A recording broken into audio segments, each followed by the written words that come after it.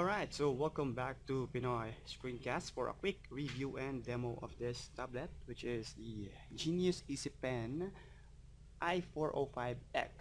So basically, ang size niya is 4 inch by 5.5 inch and ang selling price niya is 1,750. But I think different siya sa store. Depende sa store kung anong pinagbilihan niyo siya. So sa binilihan ko is 1,750. So this is good for an alternative sa Wacom kasi si Wacom I think minimum niya is 5,000 to 6,000 ang price. And so papakita ko lang naman basically kung paano siya i-configure and i-set up para makapag-start kayong gamitin siya on your favorite applications like Photoshop, Illustrator, and Sai. Alright, so ang kasama sa kanya is basically the manual and the DVD, which is this one.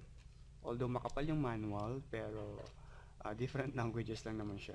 Actually, one sheet lang naman yung pinaka-manual ng English. And ayan, kung paano ikabit yung battery and ikabit sa PC and i-configure. And also, may kasama siyang this one. I think nibble ba ang tawag doon? Not sure. Or pointer niya. And mayroon kayong reserve na dalawa. And yung metal, that is the pang-detach nung pointer dito sa pen, this one. So panghila siya. So basically this is the pen and meron siyang two buttons and a clip and battery kasama rin pag binili nyo yung tablet. And yan, so nakakabit na. And basically yung naging problem ko dito yung una ko siyang kinabit is nabaliktad ko yung battery. So usually kasi naman pa naglalagay ng battery, diba, positive doon. So tinapat ko sa pointer, but uminit yung pen, basically buti hindi nag-malfunction or nasira. So kailangan yung flat, yun yung sa pointer. Yan. And sa cup niya, yun yung positive. Right, so there. And also, syempre, kasama is the tablet itself, and this is the front, and this is the back. And also, sa front niya, kung makikita nyo, is meron siyang parang matting. This is a clear transparent plastic which is detachable siya na pwede yung ikabit yung drawing nyo or yung pag-trace nyo, but I think it's not appropriate kahit ikabit nyo yung image nyo dito kasi hindi nyo naman siya talaga matitrace and iba yung guide nyo pagdating sa actual screen na. Yeah. So also this is just a guide also para there's a programmable button na pwede nyo pindutin para makapag-insert na sarili yung macro key on Photoshop and different applications na gusto nyo. So yan. So basically madali naman siya ikabit. Just insert on normal USB port sa inyong PC and mag-boot na siya. So I'll be using Windows 7 for this demo pero applicable siya sa Mac. And yan. So let's get started kung paano siya ikabit on the desktop. So first natin kailangan gawin is install the driver and yung software na pang-configure nung sensitivity and pressure nung pen and pang-create ng macro shortcut keys para dun sa programmable button ng tablet. But basically, I do not recommend using the DVD kasi I think it's outdated. Mas maganda pa na i-download nyo lang siya online, which is I'll send the link on the description of this video para din makuha nyo. So here, as you can see, ang tinype ko is i405X and you will just visit the geniusnet.com and makikita nyo yung driver. Kailangan yung i-download dito is yung updated, which is 2012, this one. So as you can see, medyo luma yung iba. And i05, Mac OS X, and this one. So ito yung pang Windows, and you just need to download that. And once na download nyo, install nyo siya, and ang gagawin nyo lang naman is after you install, you need to restart your PC or your computer para makapag-start na kayo na gamitin siya. And once na na-configure nyo siya or na-setup nyo na, as you can see here, yan, tablet na yung gamit ko nito with this one, you will be needing to set up it on Photoshop and Sai. So I am here sa application na Sai and iti-test natin yung pressure and sensitivity niya para makita nyo kung paano ba yung actual na default settings na in-apply. So basically before we start with that, kailangan muna natin siyang i-set up ng pen pressure and sun sensitivity. Now, Makikita nyo yun sa all programs na Genius tablet, and makita nyo yung IO tablet na settings. Right? So, piliin natin yung pen, and here makikita nyo na yung macro na 2 and 3 button, which is yung 2, makikita nyo naman, siya yung nasa baba, and yung 3, siya yung nasa taas. So, sa akin kinabit ko as a spacebar and modify as an alt key. Well, basically, para nag-hold kayo ng pen sa pen tablet is kailangan nasa thumb nyo yung button na dalawa. So, kailangan malapit siya, ganyan. So, parang ballpen lang naman. Pero, yung iba kasi pag ito, nasa taas. So, kagandahan, kailangan nasa tabi ng thumb nyo is pwede nyo i-click siya na pwedeng yung sa top, ganyan lang, then point nyo sa harap. And then, yun, kinabit ko alt and space. So, sa inyo pwede kabit kahit ano. So, sa akin, nagkaka-problem na ako sa space kasi hindi siya yung space na hold. Ginagawa niya press lang, which is sa Photoshop, kailangan naka-hold yung spacebar. So, I'm still tweaking that, or I'll be changing it to other buttons na mas prefer na gamitin. Anyway, so next nyo is the action. So, work mode, default natin is pen. Kung gusto nyo yung mouse, ma-activate yung cursor speed nyo. Yeah. So, sa akin pen lang. And pressure sensitivity, so ginawa kong 7. So, naka-default siya as 5. So, sa akin ginawa kong 7 kasi mas gusto kong ma-feel yung pressure ng pen. So, pen test area natin. And here, makikita nyo. Yan. So, yan. Soft lang. Soft ako nagsusulat. Then, pag dininginan ko, balik ako ulit sa mahingi na press sa pen. And there. So, depende, adjust nyo na lang kung saan kayo mas comfortable with that sensitivity. So, going back to Sai, which is, kailangan naman dito is just a normal brush. Test ko lang din. So, there, yan, pressure, mababa yung pressure, pero pag diniin ko, makikita nyo, I am adding some thickness dun sa pen. So, depende sa laki. So, this one, 20. Yeah. So, as you can see, accurate siya. So, yan o. Nakikita nyo. So, para talagang nagsusulat kayo and nag-drawing on an actual ball pen. Kaya, saktong-sakto siya. And also, kagandahan niya is dahil hard yung tablet, yung pag-press nyo is comfortable kayo kasi matigas yung pinagdidiinan nyo.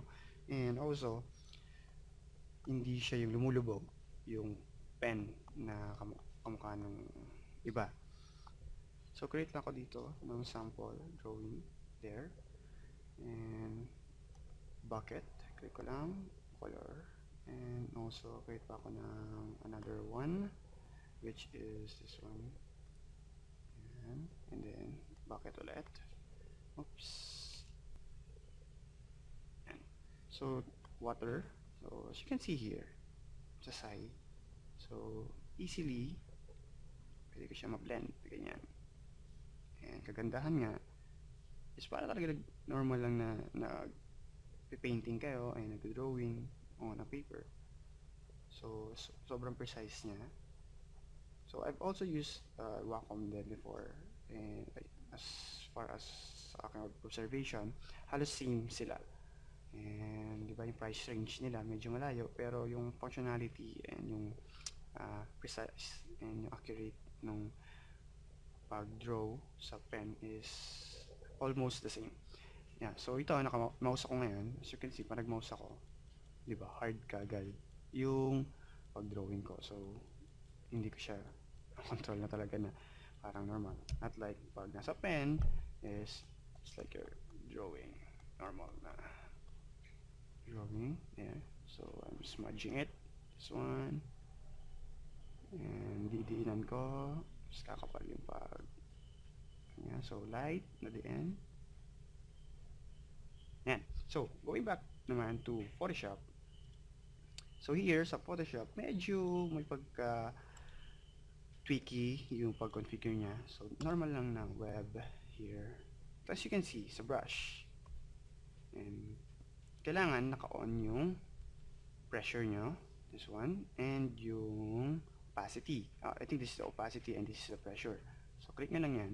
Ito, yung dalawa. And this one, kung airbrush ang gusto nyong gamitin, pwede rin yan. But here, so I'll just try yung normal. Yan. As you can see, diba?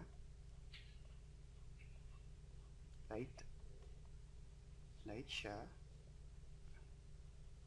And pag tinignan ko, makikita nyo yung, although siguro makikita nyo may pagka-lag, that's because sabay yung software ko na nakabukas yung pang-record ko ng screen and yung Photoshop and yung Illustrator and Sai. So, naapektuhan yung pag drawing ko. But basically, pag wala yung mga application yan on your end, smooth yun. Okay? So, yan. So, basically, pwede rin sa drag F5 kayo para ma-nobas yung settings ng brush nyo. Makikita nyo rin na merong other settings for brush. So, here, also, applicable yung mixer brush tool. Yan. Oops, although naka brush pose ako. Yan. So, applicable din. Magagamit siya. So, nakita nyo, nag-work dito.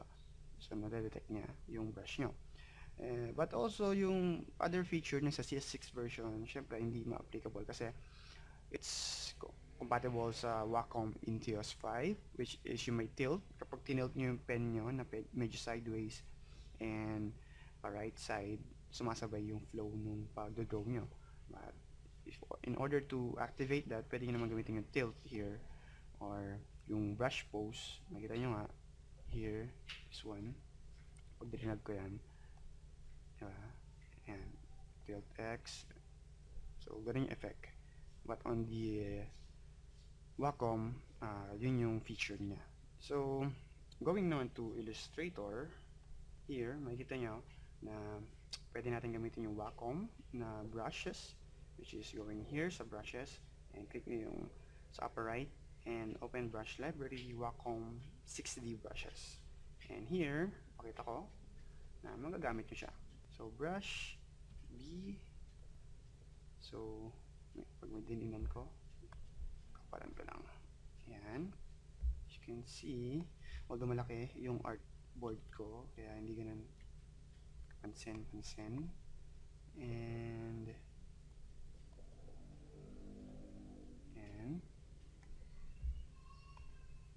yeah, as you can see, diba, makapal siya.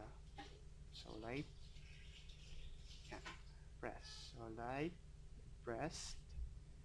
Makikita nyo siya na ganun siya ka-accurate. Pa-press lang, papindot-pindot lang. Kita nyo. So, very accurate siya. So there, so nakita nyo, accurate naman yung lahat ng buttons. And also, going back to Photoshop, pakita ko lang yung bakit ko kinabit yung Alt is because this one, you will see when I click sa button, di ba naka-Alt ako. Pero pag hinold ko, yung right click sa mouse and then drinag ko. So ito yung softness, yung hardness. And dito yung size ng brush. So nakita nyo, easily nakakapag-adjust ako ng size ng brush ko. And pwede rin na right click. Yan yung Alt, nakita nyo. Pag pinapress ko, then right click. So adjust lang. And easily makakapag-adjust ako. So, feature yan yung Photoshop that you can use para mas mapadali. Right? So, if you have question guys kung paano pa siya configure or paano siya i-set up, kung nagkakaroon kayo ng problem sa Photoshop, Illustrator, or Sai, you can just comment on this video para ma-help ko kayo kung paano siya i-configure. Basic troubleshooting niya is restart nyo lang PC nyo, close nyo yung lahat ng application nyo, then i-open nyo. If hindi pa rin siya nag-response, reinstall nyo lang yung driver and update the driver if you're using the old driver. So there. So hopefully nakatulong din to para makita nyo yung feature ng pen tablet na to, and it's very affordable and I highly recommend it para sa mga nagsisimula pa na mag-digital paint or yung sa hindi naman ganun kataasan yung budget nyo and you really want to start working on digital painting and digital illustration and other stuff related to that. You just need to buy this tablet. Again, it's worth 1,750 or hindi siya lalapas ng 2,000. Yun yung ano ko sa kanya, pricing range sa kanya. So again, see you on my next screencast.